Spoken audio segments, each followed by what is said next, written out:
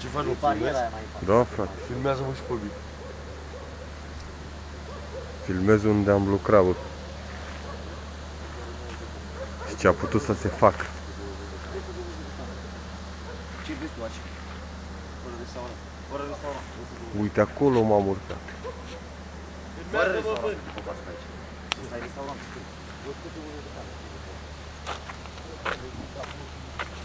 Văd că nu mai sunt câini ăia, mă.